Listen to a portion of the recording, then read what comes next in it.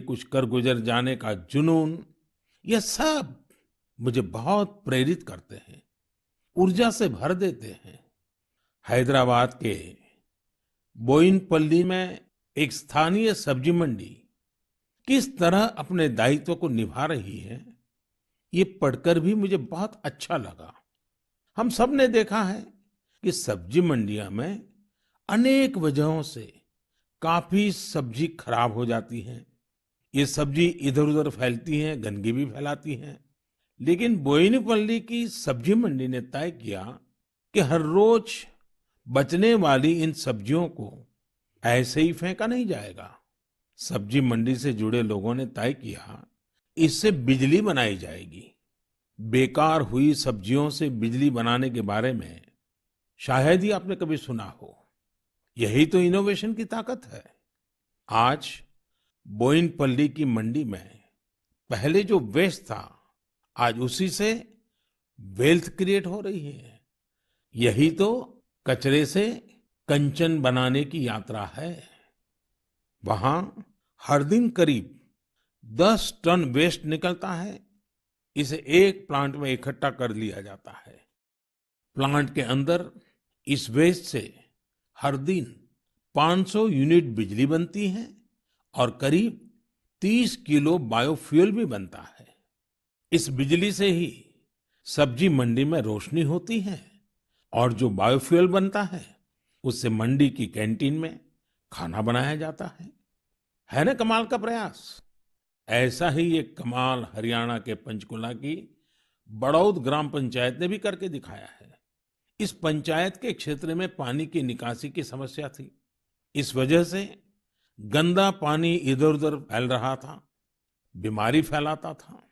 लेकिन बड़ौद के लोगों ने तय किया, इस वाटर वेस्ट से भी वेल्थ क्रिएट करेंगे।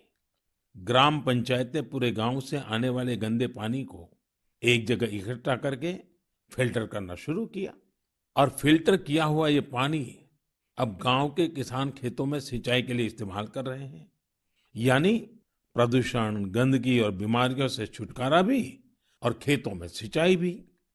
साथियों, पर्यावरण की रक्षा से कैसे आमदनी के रास्ते भी खुलते हैं, इसका एक उदाहरण अरुणाचल प्रदेश के तवांग में भी देखने को मिला। अरुणाचल प्रदेश के इस पहाड़ी इलाके में सदियों से मोन शुगु नाम का एक पेपर बनाया जाता है। ये कागज यहाँ के स्थानीय शुगु शेंग नाम के एक पौधे की छाल से बनाते हैं। इसलिए इस कागज को बनाने के लिए पेड़ों को नहीं काटना पड़ता है। इसके अलावा इसे बनाने में किसी केमिकल का इस्तेमाल भी नहीं होता है। यानी ये कागज पर्यावरण के लिए भी सुरक्षित है और स्वास्थ्य के लिए भी।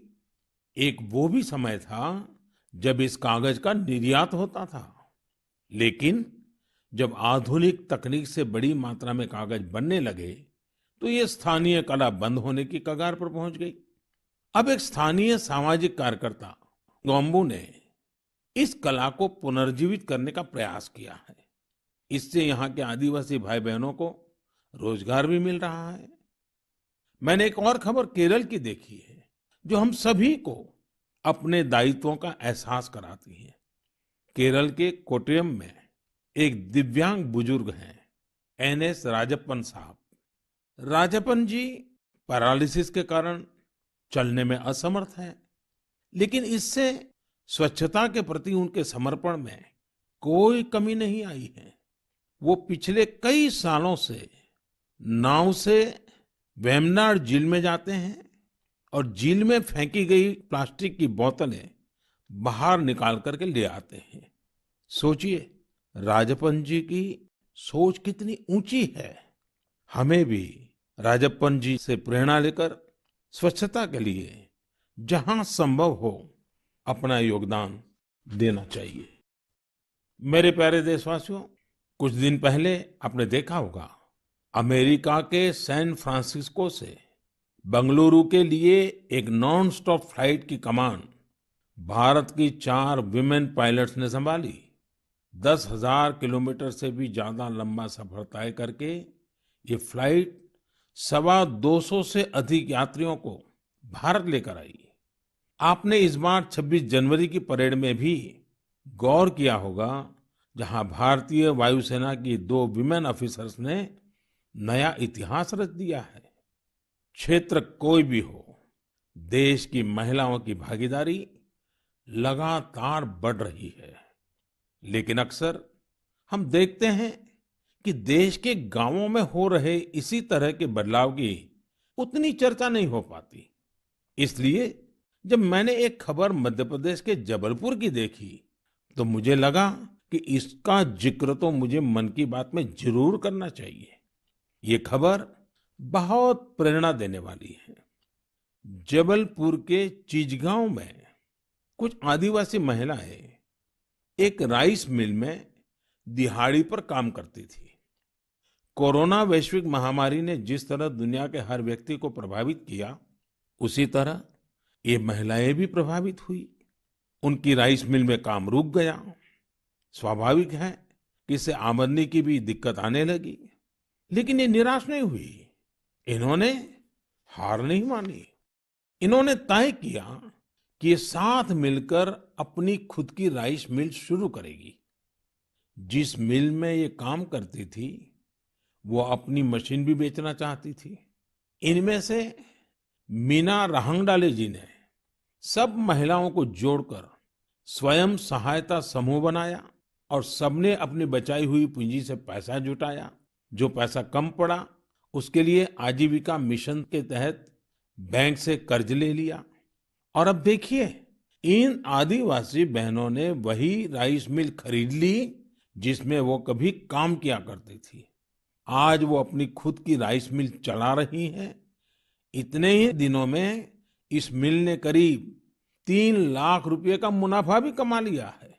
इस मुनाफे से मीना जी और उनकी साथी सबसे पहले बैंक का लोन चुकाने और फिर अपने व्यापार को बढ़ाने के लिए तैयारी कर रही हैं। कोरोना ने जो परिस्थितियां बनाई, उससे मुकाबले के लिए देश के कोने-कोने में ऐसे अद्भुत काम हुए हैं। मेरे प्यारे देशवासियों, अगर मैं आपसे बुंदेलखंड के बारे में बात करूं, तो वो कौन सी चीजें हैं जो आपके मन में आएगी? इतिहास में रुचि रखने वाले लोग इस क्षेत्र को झांसी की रानी लक्ष्मीबाई के साथ जोड़ेंगे। वहीं कुछ लोग सुंदर और शांत ओरछा के बारे में सोचेंगे। कुछ लोगों को इस क्षेत्र में पड़ने वाली अत्यधिक गर्मी की भी याद आ जाएगी। लेकिन इन दिनों यहाँ कुछ अलग हो रहा है, जो काफी उत्साहवर्धक है और जिसके बारे में हमें जरूर जानना चाहिए। पिछले दिनों झांसी में 1 महीने तक चलने वाला स्ट्रॉबेरी फेस्टिवल शुरू हुआ। हर किसी को आश्चर्य होता है, स्ट्रॉबेरी और बुंदेलखंड, लेकिन यही सच्चाई है। अब बुंदेलखंड में स्ट्रॉबेरी की खेती को लेकर उत्साह बढ़ रहा है और इसमें बहुत बड़ी भूमिका निभाई है झांसी की एक बेटी गुरलीन चावला ने। लॉ की छात्रा गुरलीन ने पहले अपने घर पर और फिर अपने खेत में स्ट्रॉबेरी की खेती का सफल प्रयोग कर ये विश्वास जगाया है कि झांसी में भी ये हो सकता है। झांसी का strawberry festival stay at home concept पर जोर देता है। इस महोत्सव के माध्यम से किसानों और युवाओं को अपने घर के पीछे खाली जगह पर या छत पर टेरेस गार्डन में बागवानी करने और स्ट्रॉबेरीज उगाने के लिए प्रोत्साहित किया जा रहा है। नई टेक्नोलॉजी की मदद से ऐसे ही प्रयास देश के अन्य हिस्सों में भी हो रहे हैं। जो स्ट्रॉबेरी कभी पहाड़ों की पहचान थी, वो अब कच्छ की रेतीली जमीन पर भी होने लगी हैं।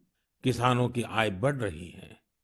साथियों, स्ट्रॉबेरी फेस्टिवल जैसे प्रयोग इनोवेशन की स्पिरिट को तो प्रदर्शित करते ही हैं, साथ ही यह भी दिखाते हैं कि हमारे देश का कृषि क्षेत्र कैसे नई टेक्नोलॉजी को अपना रहा है।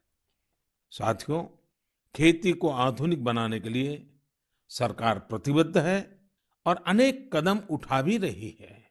सरकार के प्रयास आगे भी जारी रहेंगे। मेरे प्यारे देशवासियों, कुछ ही दिन पहले मैंने एक वीडियो देखा। वह वीडियो पश्चिम बंगाल के वेस्ट मिदनापुर स्थित नया पिंगला गांव के एक चित्रकार सरमुद्दीन का था।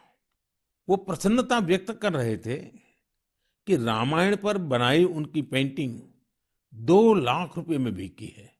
इससे उनके गांव वालों को भी काफी खुशी मिली है। इस वीडियो को देखने के बाद मुझे इसके बारे में और अधिक जानने की उत्सुकता हुई। इसी क्रम में मुझे पश्चिम बंगाल से जुड़ी एक बहुत अच्छी पहल के बारे में जानकारी मिली, जिसे मैं आपके साथ जरूर साझा करना चाहूंगा। पर्यटन मंत्रालय के रीजनल ऑफिस ने महीने के शुरू में ही बंगाल के गांवों में एक इनक्रेडिबल इंडिया वीकेंड गेटवे की शुरुआत की। इसमें पश्चिम मिदनापुर, बांकुरा, बीरभूम, पुरुलिया, पूर्व बर्धमान, वहां के हस्तशिल्प कलाकारों ने विजिटर्स के लिए हैंडीक्राफ्ट वर्कशॉप आयोजित की। मुझे यह भी बताया गया कि इनक्रेडिबल इंडिया वीकेंड गेटवे के दौरान हैंडीक्राफ्ट्स की जो कुल बिक्री हुई वो हस्तशिल्पकारों को बेहद प्रोत्साहित करने वाली है। देश भर में लोग भी नए नए तरीकों से हमारी कला को लोकप्रिय बना रहे हैं। ओडिशा के राउरकेला की भाग्यश्री साहू को देख लीजिए। वैसे तो वो इंजीनियरिंग की छात्रा है, लेकिन पिछले कुछ महीनों में उन्होंने पट्टचित्र कला को सीखना शुरू किया और उसमें निपुणता हासिल कर ली है। लेकिन क्या आप जानते हैं कि उन्होंने पेंट कहाँ किया? Soft stones. सॉफ्ट स्टोन्स पर कॉलेज जाने के रास्ते में भाग्यश्री को ये सॉफ्ट स्टोन मिले। उन्होंने इन्हें एकत्र किया और साफ किया।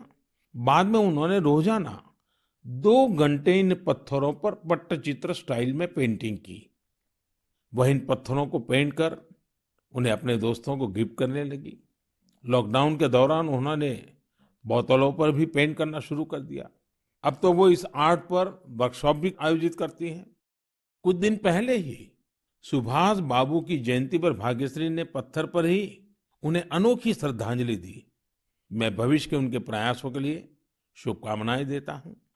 आर्ट एंड कलर्स के जरिए बहुत कुछ नया सीखा जा सकता है, किया जा सकता है। झारखंड के दुमका में किए गए एक ऐसे ही अनुपम प्रयास के बारे में मुझे बताया गया।